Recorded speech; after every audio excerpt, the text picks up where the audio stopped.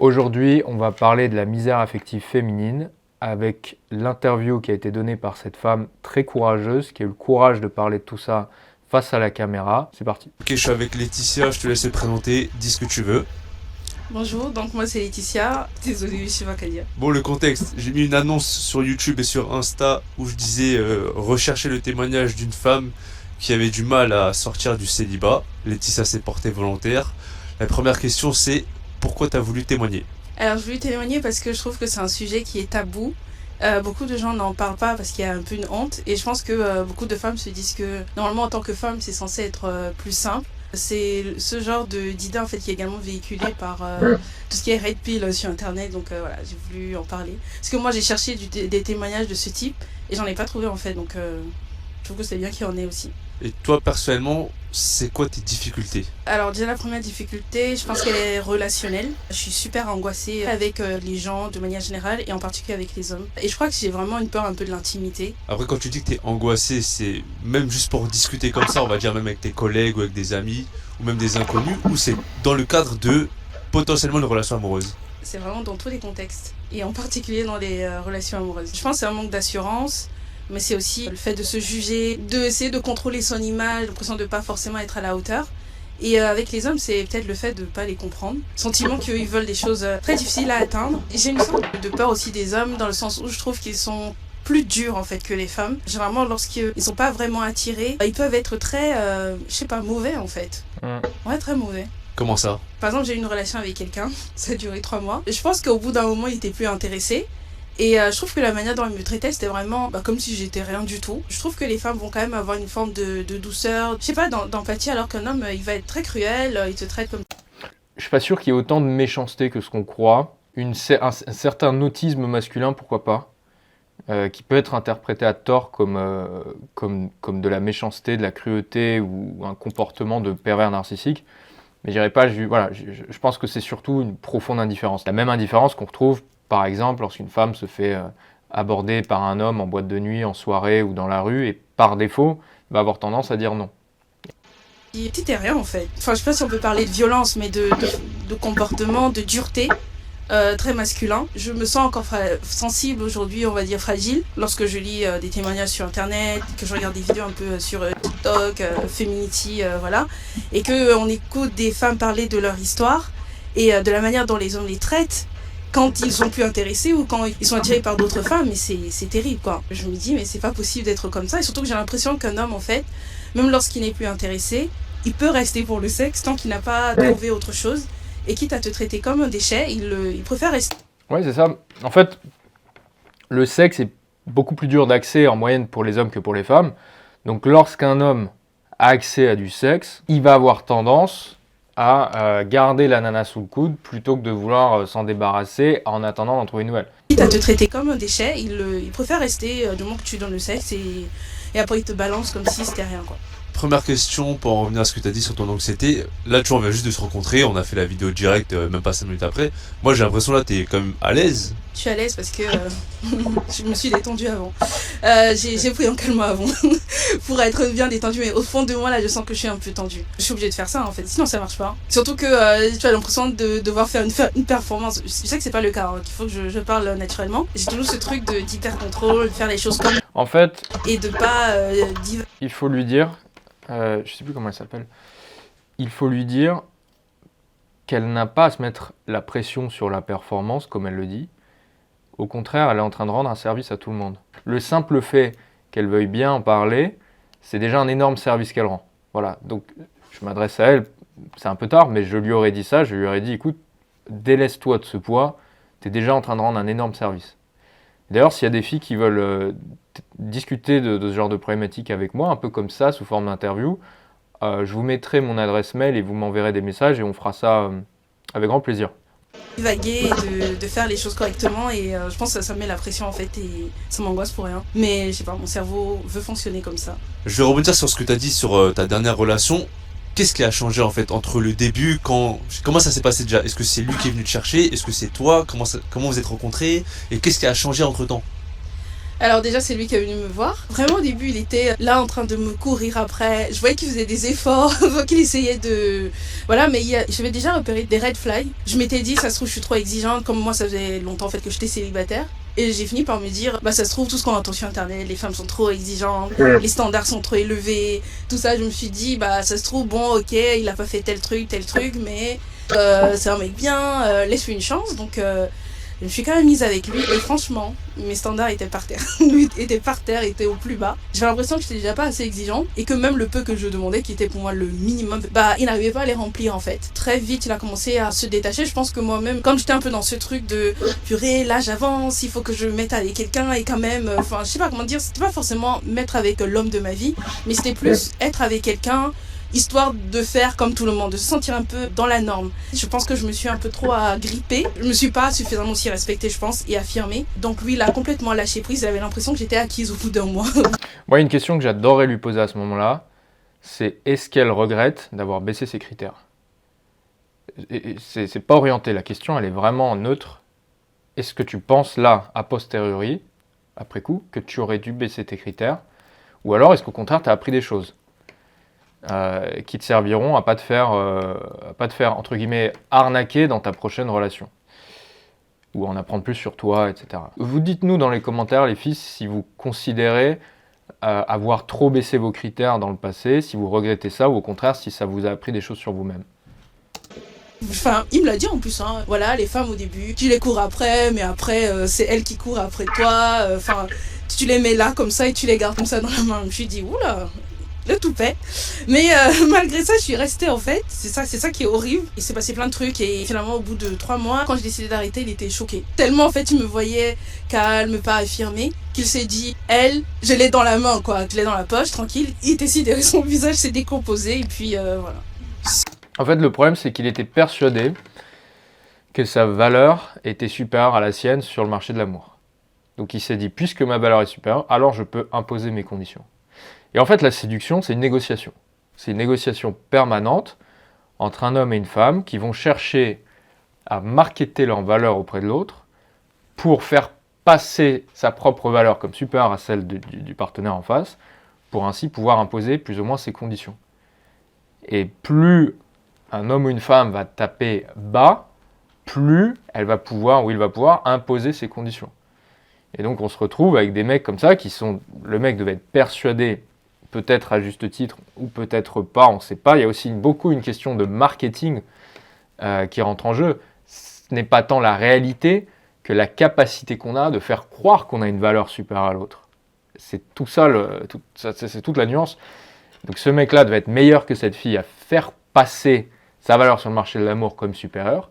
Et donc il a réussi à lui imposer ses conditions. Et c'est pour ça qu'il était choqué quand elle a dit non mais je veux plus, parce qu'il ne s'attendait pas du tout à ce qu'elle tente un mouvement pour rattraper. Le problème c'est qu'elle n'a rien tenté, elle n'a pas négocié, elle s'est juste barrée de la table des négociations. Et c'est probablement la meilleure chose qu'elle avait à faire, hein. Je dis pas que c'était une mauvaise idée. Quoi tes critères minimum et c'était quoi les red flags que tu avais remarqué chez lui ?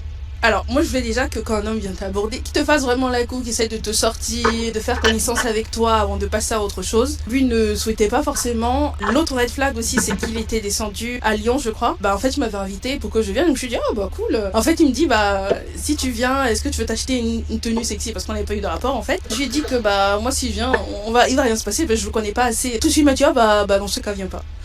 Et tellement j'étais bête, je suis quand même restée avec lui, donc voilà. Justement, tu vois, je me disais, c'est parce que je suis trop exigeante, ça se trouve, voilà, il a un certain âge, il a avancé dans l'âge, il a plus 15 ans à attendre, que peut-être qu'il faut que je sois plus mature, voilà, je commençais à me mettre la pression. Depuis le début, c'est ça qu'il voulait. Non, alors, putain, ça c'est une bonne remarque. Est-ce qu'un homme plus mature un homme plus mature et plus vieux devra forcément coucher rapidement avec une femme pour se mettre en couple. Et si une femme le fait galérer plus de 2-3 semaines pour accéder au sexe ou plus de quelques mois, il va forcément se barrer parce que c'est un adulte, il a plus de temps à perdre, de gaminerie, etc.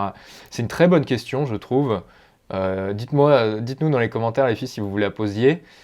Moi, je vous dirais, non, ça n'a rien à voir avec la maturité ou quoi que ce soit. Je pense que ça n'a strictement rien à voir. Un homme peut avoir envie de s'investir fortement auprès d'une fille et pas du tout auprès d'une autre. Et là, pour le coup, peu importe l'âge du mec, peu importe ses priorités dans la vie, Un mec qui tombe soudain sur une bimbo 10 sur 10, même si cette femme-là lui envoie des red flags comme quoi c'est potentiellement une nana qui couche à droite à gauche, c'est injuste, mais il y a des mecs qui peuvent s'investir auprès de ces femmes-là. Je dis pas que c'est bien, hein, je pense que c'est une connerie, souvent pour eux, parce que la nana va les tromper, etc. Mais il y a des mecs qui vont s'investir dessus. Et à l'inverse, ils vont tomber sur une nana gentille, mignonne, mais qui n'est pas hyper canon, et qui ne correspond pas forcément à leurs critères physiques. Et du coup, ils vont s'investir un peu moins, ils vont se montrer plus indifférents, et ils vont vouloir moins s'investir avant le sexe auprès d'elle. On redéveloppera plus tard, mais pour moi, ça c'est un critère qui est pertinent chez une femme, c'est-à-dire de demander qu'un homme s'investisse avant le rapport sexuel. Je trouve que c'est un critère pertinent, je ne pense pas que les femmes devraient le baisser, et je pense qu'à certains égards, les femmes sont trop exigeantes sur des critères dont elles n'ont peut-être pas forcément conscience, mais sur celui-ci, elles ne devraient pas lâcher du lest, sur l'investissement. Parce que si un homme n'est pas prêt à s'investir avec toi avant le rapport sexuel, ça signifie très simplement, et vous le savez intuitivement, qu'il va se barrer et que après le sexe et que la relation ne va faire que se détériorer progressivement.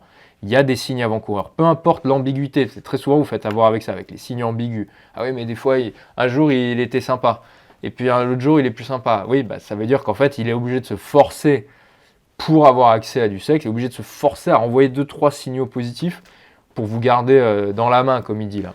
Et pour l'autre question, je me rappelle pas. C'est quoi tes critères? Pour moi, les critères, c'était déjà de la rencontre avec la personne. Un minimum que la personne soit engageante et montre que tu peux lui faire confiance. Et qu'elle cherche au moins à te connaître. En fait, moi, c'était la base. Et vraiment, c'était que ça. À la base, mon critère, c'était même pas un critère.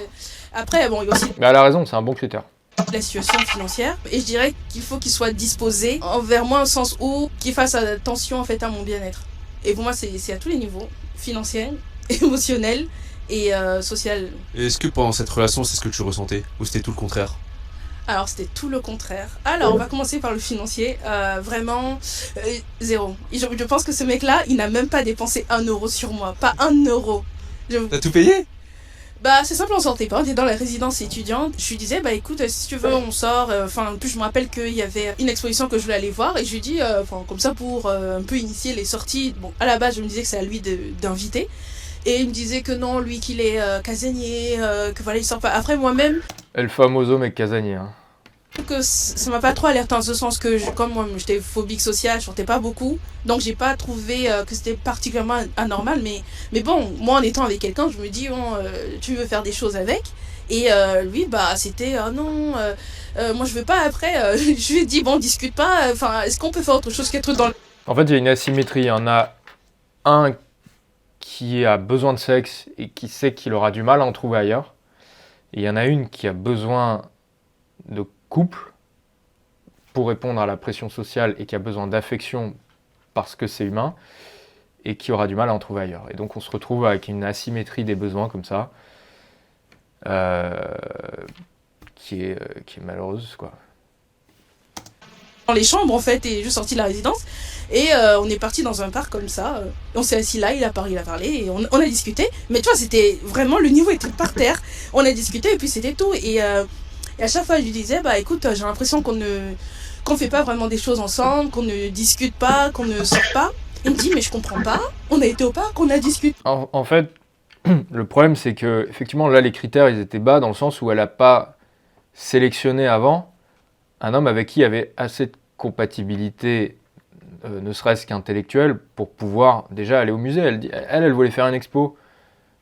Oui, mais là, je pense que tu aurais pu le voir avant de coucher avec, que ce mec-là, de toute évidence, n'avait pas l'air d'être le genre de mec à aller au musée. Ça n'a pas l'air d'être le genre de mec à chercher des conversations riches avec une femme. Ça, c'est des choses que tu peux évaluer avant de coucher avec. C'était ça, quoi. C'était vraiment... C'est peut-être plus important que l'investissement financier d'un homme. Parce que l'investissement financier d'un homme, c'est très compliqué à évaluer. Effectivement, le mec, il peut t'inviter au premier café, deuxième café pour coucher avec toi, ça y a aucun problème. Je pense qu'il y a beaucoup d'hommes, de nombreux hommes qui feront ça. D'ailleurs, même bien plus pour se plier aux conventions sociales, à mon avis, à ce qu'ils considèrent être un homme ça invite, un homme ça lâche le portefeuille, plutôt que par désir et attirance pour toi. Vous voyez ce que je veux dire ? Je ne pense pas que le fait qu'un homme lâche le portefeuille au début soit un si bon critère que ça, soit le premier critère. Et je sais que les filles ne seront pas d'accord, parce qu'elles vont dire « oui, moi c'est mort si le mec il n'invite pas ». Oui, mais ok, mais Je pense qu'un critère plus important serait de savoir si oui ou non il y a une compatibilité entre vous. Vous mettez le focus sur des critères qui ne sont pas les plus pertinents selon moi. Et un homme qui veut, encore une fois, arriver rapidement à ses fins, il sait très bien qu'il faut vous inviter. C'est pas compliqué. Si tu veux coucher rapidement avec une nana, oui, tu sors le billet, voire même tu sors le billet pour un resto, et puis là, tu sais que la nana, ça va suffire à lui faire imaginer que ça y est, le gars, il est prêt à s'investir. C'est pas le meilleur critère. Je dis pas que c'est un mauvais critère, je dis juste que c'est peut-être pas là qu'il faut mettre l'entièreté du focus. Je t'offre le minimum. Tu veux un peu de présence humaine, voici ce que je t'offre et c'est tout. C'est quoi qui t'a attiré chez lui? Au début, justement, quand il faisait des efforts, qu'il me parlait, qu'il me montrait qu'il était sécurisant, bon, je le trouvais aussi bien physiquement. Il avait une situation normale, en fait, à peu près la même situation que moi. Parce que d'habitude, moi, c'est les mecs un peu, je suis désolée, hein, mais c'est des gars un peu qui traînent comme ça dans les rues, qui viennent me voir, par exemple. Et je me disais, mais c'est pas possible, enfin, pourquoi moi, j'ai pas droit à quelqu'un d'un peu, entre guillemets, normal? J'attends pas qu'il soit milliardaire, qu'il soit millionnaire, mais juste normal, en fait, qu'il ait fait quelque chose de sa vie, de lui-même. Un sens où je me dis, si tu sors avec une femme et que tu lui apportes rien, genre t'arrives déjà pas à t'occuper de toi-même financièrement, tu vas pas chercher une femme. Et donc voilà, moi c'est les petites choses qui m'ont attiré, mais comme je l'ai dit, il y avait des red flags. Hein. C'est ta première relation? Ouais, première et unique. Là, comment tu m'en parles, j'ai l'impression, tu me dis si je me trompe, que, entre guillemets, tu t'es jeté sur celui qui te correspondait le plus sur l'instant T. Parce que j'imagine qu'avant lui, tu discutais avec d'autres hommes, mais il y avait toujours quelque chose qui clochait. Et là, pour le coup, on va dire, face à une petite pression, t'as voulu te jeter sur le, entre guillemets, un premier venu. Oui, c'est parce que j'ai l'impression que je passais justement à côté un peu de ma vie. Même si je me disais que c'était des red flags, je savais pas si c'était vraiment des red flags en fait. Il y a ce doute, il y avait la pression sociale clairement. Je me suis jetée sur lui, enfin j'ai laissé faire des trucs, pour vous donner une anecdote. Alors j'étais malade après pendant... En fait c'est vraiment le... Je pense que déjà il y a une, comme elle dit, une mécompréhension des hommes et de ne pas vraiment savoir quels sont les vrais critères importants et quels sont les bons critères. Et vous savez quoi les filles, d'ailleurs je viens d'y penser là comme ça, on va en parler par email. Je vais créer une newsletter entièrement dédiée aux problématiques féminines, que je vous mets en lien juste en bas. Et le premier thème qu'on va aborder dans l'email cette semaine, ce sera les critères masculins. Sur quels critères vous devriez vous baser pour savoir si un mec sera bon pour vous ou pas bon pour vous. Après évidemment tout dépend de vos priorités. Mais là, on parlera justement des différentes priorités, on parlera de toutes ces choses-là. Je vous mets le lien en bas de cette vidéo. À peu près 2 semaines, c'était assez grave. Ma chambre était littéralement au même étage que lui. Mais comme il n'y avait pas de sexe, bah, à aucun moment il est venu me voir, quoi. J'étais sa main droite améliorée, quoi. C'est tout. Franchement, c'est ça aussi, d'ailleurs, qui m'a fait bien regretter de m'être, entre guillemets, jetée sur lui. En fait, c'est paradoxal parce que d'un côté, je me dis que s'il n'y avait pas eu cette relation, je serais peut-être encore dans ce mal de me dire ouais, quand même, les autres ont des relations, et j'aurais peut-être pris quelqu'un qui m'aurait peut-être fracassé, qui m'aurait encore plus mis par terre. Voilà, j'ai quand même été capable de partir. Pourtant, je sentais qu'il y avait une forme de dépendance en fait, genre comme si c'est la seule personne qui avait voulu de moi, qui était à peu près potable et qu'il fallait que je reste avec lui. Mais je décidais de vraiment pas céder à ça, de me choisir en fait. Et aujourd'hui, c'est vraiment ce que je me dis, s'il faut que je reste seule jusqu'au restant de ma vie, je préfère, parce que ce genre d'homme, je trouve, qui te prennent ta dignité un peu, l'amour de toi-même, et pour moi ça c'est hors de question. Je sais que c'est vraiment la chose qui est la plus importante, c'est l'amour qu'on a vis-à-vis de soi-même. Qu'est-ce que cette relation t'a appris? En fait, quand tu ne t'aimes pas, malheureusement, les autres peuvent pas t'aimer. Je sais que c'est une phrase qui est assez connue. La deuxième chose, c'est toujours ça. Oui, alors... Putain, il me casse les couilles. Quand tu ne t'aimes pas, les autres ne peuvent pas t'aimer. C'est exactement ce qu'on disait, c'est une manière d'exprimer sa valeur sur le marché de l'amour. Si on ne s'aime pas et que les gens sentent qu'on ne s'aime pas, ça veut dire que même nous, on ne croit pas au produit qu'on est en train de vendre. Donc personne ne va mettre un copec dessus, c'est une évidence. Donc c'est vrai que ça commence là. Ce conseil est banal, il est générique, mais il est vrai. Et je suis là, j'essaie de vous expliquer pourquoi il est vrai. Parce qu'on est sur du marketing. C'est le marketing du marché de l'amour. Les femmes aussi peuvent jouer sur ce marketing. Les femmes aussi peuvent jouer sur la perception qu'auront les autres de leur propre valeur. On s'en fout de la valeur réelle. Ce qui compte, c'est vraiment l'image que vous renvoyez. Très important de se préférer soi et ne pas céder aussi à la pression sociale, que ce soit la famille, parce que bon, je suis africaine, donc forcément la famille te met la pression des dîners, pas possible, faire constater devant tout le monde que il est où ton mari, où sont où tes enfants, tu as fini vieille fille. Et je me rends compte que en fait les autres sont là pour donner des conseils, entre guillemets, mettre la pression, mais à la fin c'est nous qui payons la facture en fait. Donc il faut pas se laisser influencer par les autres en fait. Et vraiment je pense que j'ai vraiment... Oui, c'est chiant, t'arrives au repas de famille, t'es une nana, t'as 30 ans, il n'y a pas de mec, a fortiori dans un milieu conservateur. ouais, ça va être relou, va falloir justifier, etc. Et de l'autre côté, tu as la souffrance de s'être fait marcher dessus, d'avoir perdu en estime parce qu'on s'est mis avec des hommes qui nous traitaient comme des merdes. On a perdu vis-à-vis de sa propre perception de soi, son estime de soi, elle en a pris un coup. C'est ça la fameuse dignité, c'est ça quand les filles disent « j'ai besoin qu'un homme me respecte ». Elles ont raison là-dessus, parce que le problème c'est qu'un homme, aussi beau gosse, tout ce que tu veux soit-il, un homme qui ne te respecte pas, ou toi, si tu as eu des comportements qui t'ont fait perdre en dignité, le problème c'est que tu vas le traîner comme un boulet toute ta vie, ça, tu vas t'en souvenir. Or, le coup de la pression sociale, c'est chiant lors des dîners de Noël, mais au bout d'un moment, bon, c'est une petite souffrance, effectivement, mais je pense qu'elle est incomparable avec celle du manque de dignité qu'on s'est infligé, et aussi avec celle qu'on retrouve suite aux relations qui se sont mal passées. Lorsque vous avez été accro à un homme, et que le mec d'un coup il se barre, il y a un problème d'addiction, qui est très difficile à gérer, qui est comparable à des problèmes d'addiction qu'on peut avoir avec des drogues dures. Se retrouver à devoir se sevrer d'une addiction, c'est pas fun, et c'est beaucoup plus violent que la souffrance qu'on a liée à la pression sociale. Et à écouter ce que je ressentais moi au plus profond de moi et me dire s'il faut que je reste seule, vraiment je resterai seule quoi. Parce que je pense qu'il y avait aussi une forme un peu de honte sociale, tu vois. Le côté tout le monde a fait plein de trucs, même durant l'adolescence, voir des personnes qui ont déjà été en couple, qui ont fait des choses, et puis même des copines qui vont parler de leurs relations sexuelles enflammées, des relations où ils vont dans tel endroit, et toi t'es là, t'as personne. Il y a un peu ce truc de moi aussi je veux vivre ça en fait, je me sens pas comme les autres, genre je suis tellement en décalage, j'aimerais aussi sentir que j'appartiens à cette vie, c'est comme si t'étais amputé d'une partie de ton expérience humaine en fait. Et même si je fais plein d'activités seule, c'est pas la même chose que de... Oui, c'est probablement la chose qui procure le plus de plaisir. Faire l'amour avec quelqu'un qui nous trouve désirable et qu'on trouve désirable, c'est probablement la plus belle chose au monde, effectivement. Malheureusement, il y a beaucoup d'hommes et il y a pas mal de femmes qui en sont privées et qui n'auront jamais accès à ça. Merci Léo de nous rappeler cette chose-là. Mais elle n'est pas toute seule. Voilà. C'est la chose la plus réconfortante que je peux trouver à dire pour l'instant. Il y a des choses que je vais dire après, hein, mais c'est vrai qu'elle est pas toute seule. Voilà. Et elle n'est pas toute seule et elle a un levier là-dessus. Elle a un levier là-dessus, mine de rien.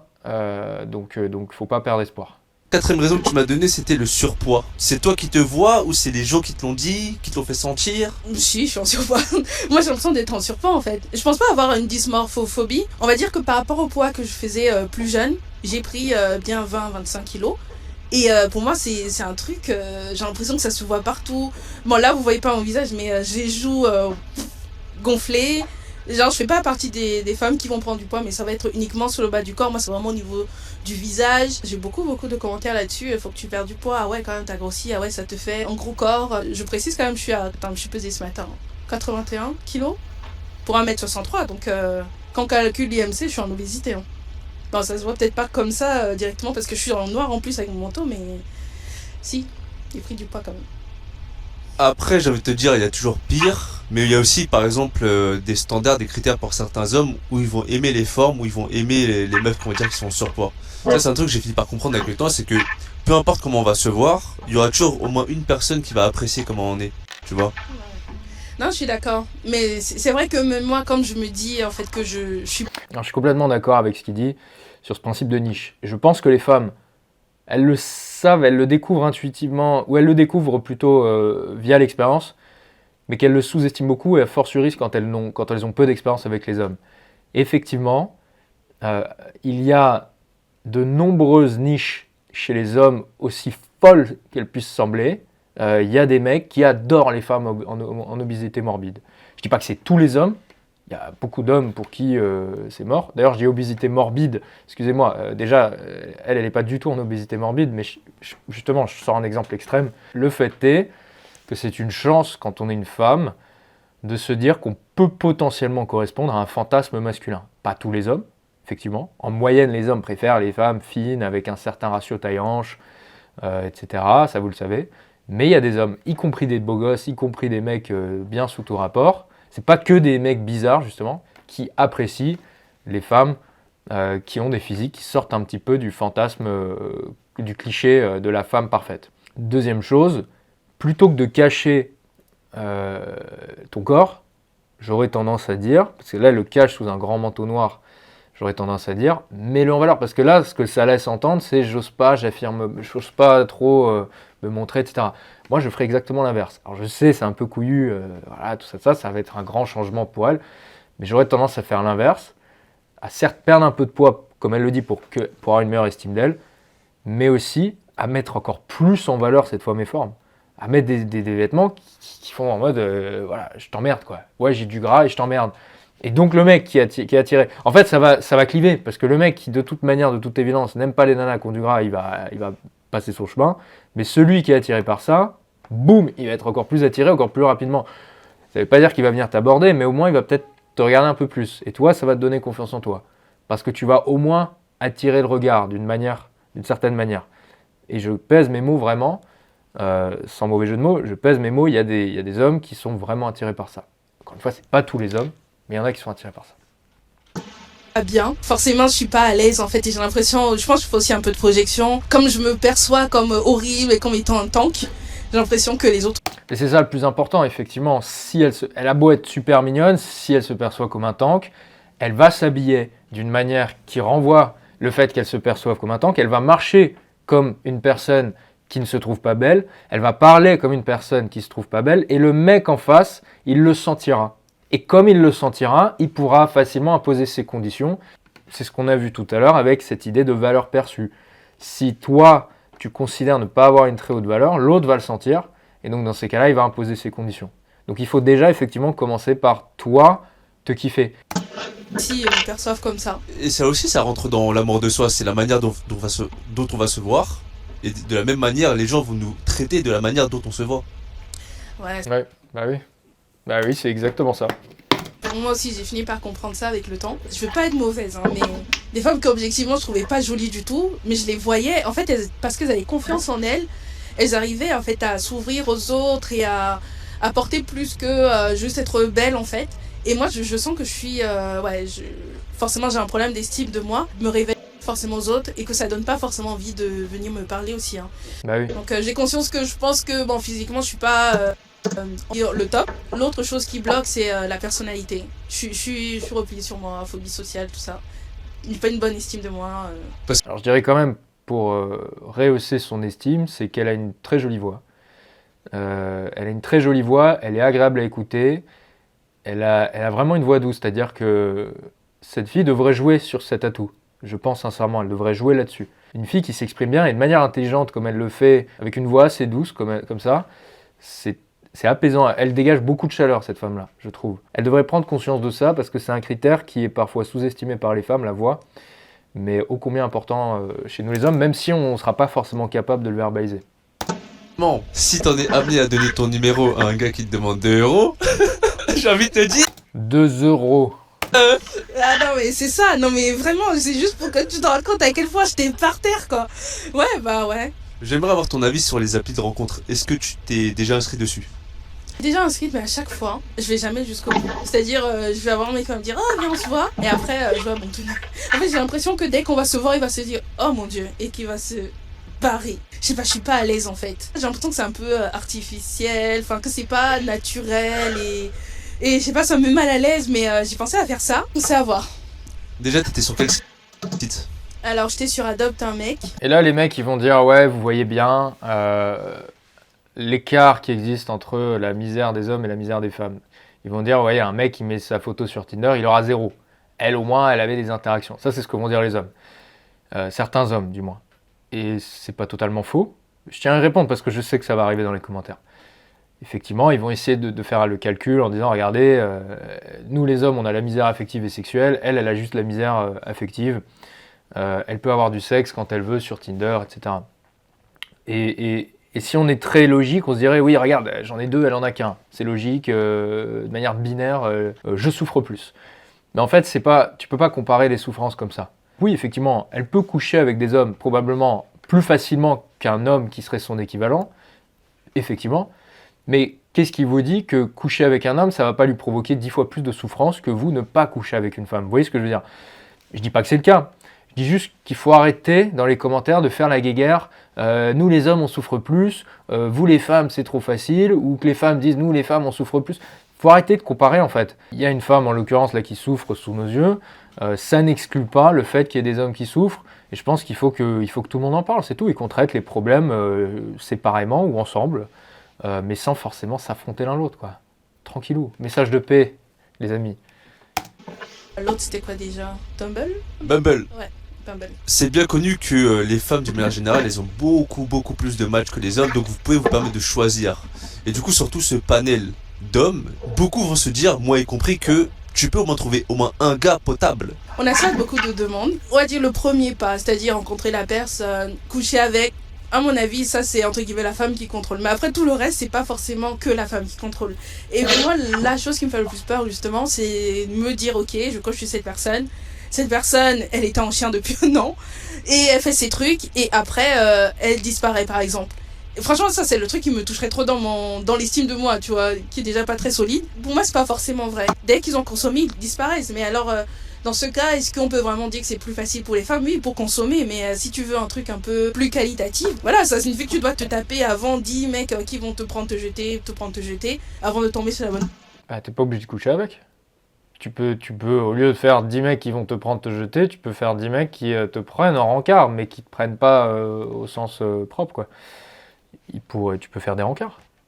Après, la question que je me pose, c'est encore une fois, c'est surtout le panel. Forcément, il y aura des gens, ils vont être là que pour le cul, que pour jouer avec toi. Mais par exemple, sur un petit pourcentage, il y aura au moins quelques hommes sérieux, non? Oui, mais tu vois, c'est pas écrit sur leur front, tu vois. Enfin, la personne, elle va pas te dire, moi je suis là pour ça. Elle va jouer le jeu, elle va tenter de te séduire, faire des trucs. Et donc, Mais c'est ça le métier de la nana en fait. C'est ça le job de la nana, c'est d'essayer justement d'identifier les signes qui montrent que cet homme-là a priori un potentiel d'engagement vis-à-vis de toi.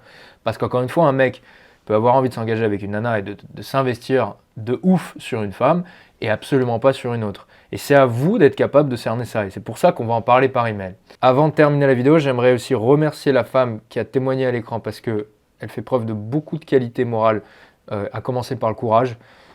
Il y a des qualités, elle a un vrai potentiel, je tiens à le rappeler, elle a un vrai potentiel, et je dis pas ça juste pour la frotter, je le pense sincèrement, notamment au niveau de la voix, aussi lié au fait qu'elle correspond aux fétiches de certains hommes, c'est pas juste sexuel, le désir peut se transformer plus tard en une volonté de s'engager, c'est un critère en tout cas, donc elle a vraiment des atouts, et elle a sa voix qui est extrêmement agréable, donc sa manière de parler, c'est pas juste la forme, c'est aussi le fond.